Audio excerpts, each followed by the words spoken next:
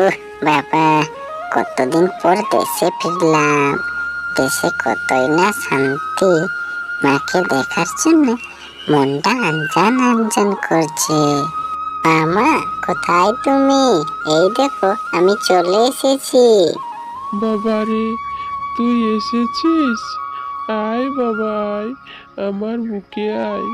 কতদিন হলো তোকে দেখিনি। আমাকে তো তুই ভুলে গেছিস। মা, আর মন খারাপ করো না তো। কতদিন পর আমি আসলাম, কিসের কি একটু রেঁধে খাওয়াবে তাই না করে কান্না করছে। খাওয়াবো রে খাওয়াবো, ছেলে আর ছেলের বউকে একসঙ্গে রেঁধে খাওয়াবো। বউ? মানে ছেলের বউ কোথায় পেলে?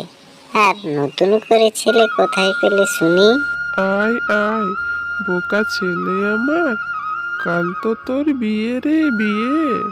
এ কি বলছো মা? আমি বিয়ে করতে পারবো না। টুনিকে আমি কথা দিয়েছি, বিদেশ থেকে ফিরে আমি ওকে বিয়ে করব। আরে, টুনির সাথেই তো তোর বিয়ে ঠিক করেছি।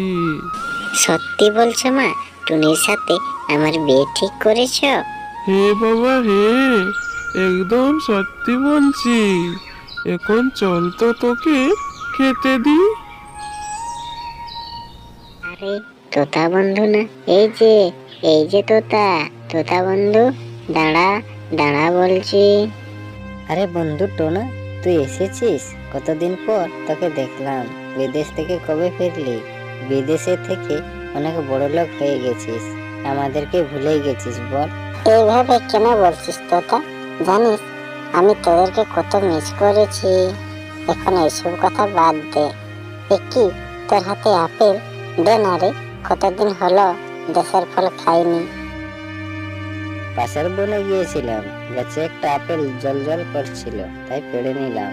আমরা তো প্রতিদিনই বনের আপেল খাই, আজ বরং তুই খা। তোতা এই কথা বলে ফলটা টোনাকে দিয়ে দেয়, আর এত সুন্দর ফল পেয়ে সাথে সাথে ফলটা খেয়ে নেয়। আর ফল খাওয়ার একটু পরেই টোনার শরীর নীল হয়ে যায়, আর টোনা জ্ঞান হারিয়ে ফেলে।